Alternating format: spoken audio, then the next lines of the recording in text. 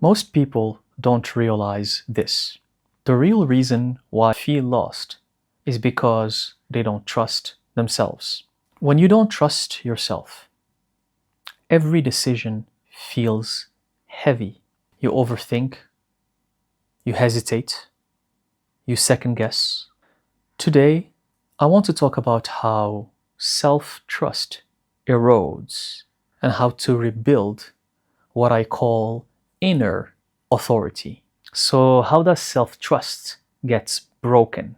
Self-trust doesn't disappear overnight. It erodes quietly, slowly, behind the scenes. And to explain this, we need to explore two layers.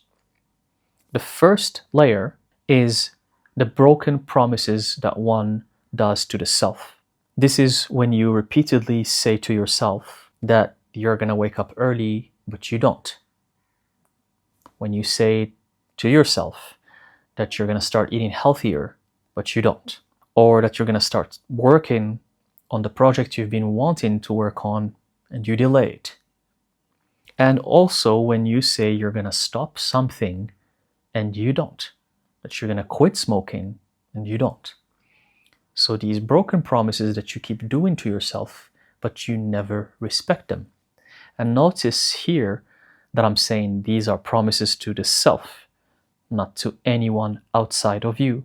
And these are the promises that are the easiest to break. So what you are doing basically is teaching your nervous system that your words mean nothing at all. They're empty. The second layer is external validation dependence. And I'm pretty certain that many of you are familiar with this. This is when we begin asking others what we already know. We scroll, we search, we look for someone to validate, to confirm what we feel.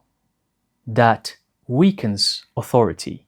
In esoteric traditions, sovereignty of will is central, because without will, knowledge is useless. And this usually stems from childhood, because the parents rarely ever teach their children that inner authority. The children are always being told what to do. They never have a chance to build that inner authority and decide for themselves what they want to do. So when those children become adults, they always seek opinions, validation, confirmation from external elements and people as a substitute for their parents without even realizing it. But what if I tell you that seeking that outside authority is an illusion? It's just a program.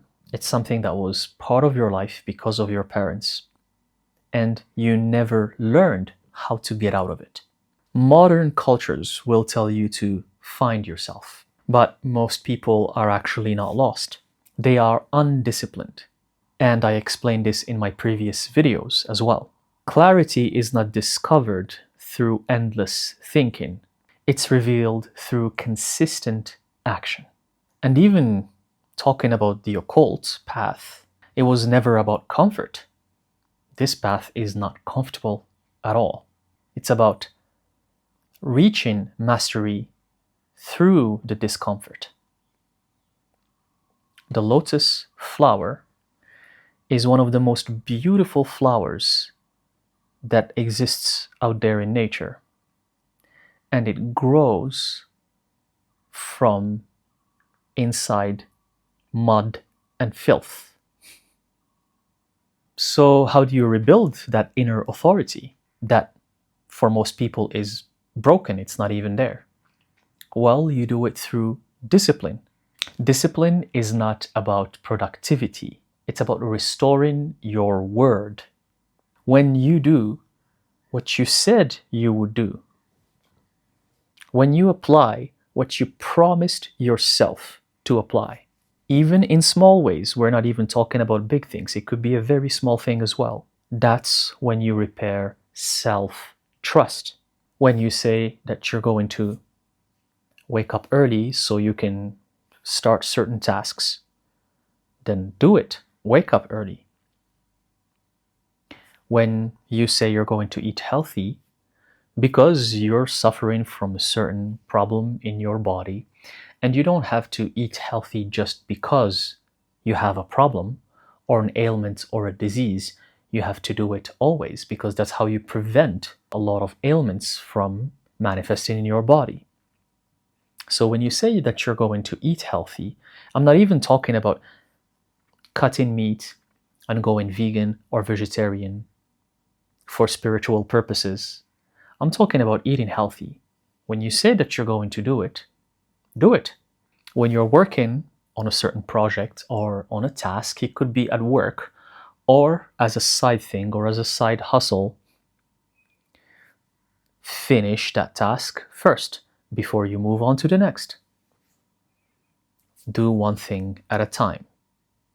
Don't jump from one task to the other. When you promise yourself that you're going to the gym, go to the gym. Pick a few days, something that you can handle, at least in the beginning.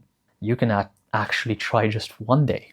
If you don't exercise, if you don't go to the gym, just pick one day per week. Start with one day. Promise yourself that you are going to the gym one day per week. Start small, but keep that promise and try to limit negotiations with your impulses. Oh, but I feel lazy. But maybe I should just stay home and chill and watch a movie or something because I've had a tiring week and I need to relax. Try to limit those external inputs that come from the monkey mind. The Buddha calls that the monkey mind.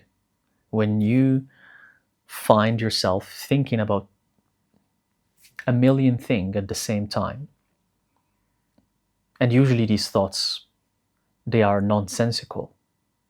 When that comes to you, try to limit it.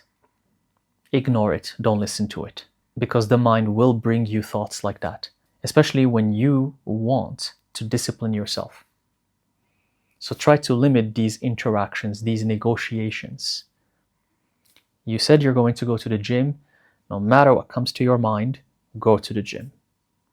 My dear friends, inner authority is built in silence. No one applauds it. No one feels it. No one is going to tap you on the shoulders and tell you, good job.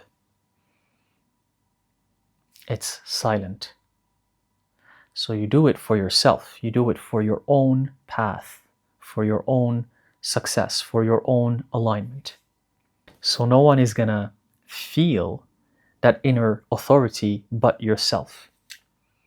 You are going to feel it, not others. But when you do so, you're going to start walking differently. You're going to become a different person.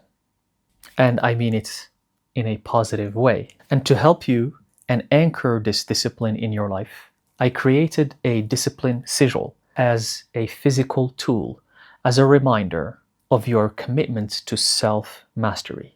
Because symbols speak to the unconscious, and sigils are symbols. So if you feel called to anchor this shift intentionally, you can find the sigil in the link below. My dear friends, if you want to rebuild your life, stop trying to feel inspired. Instead, start keeping your word. Thank you very much. Let me know in the comment section if this helps, and I'll see you in the next one. Thank you.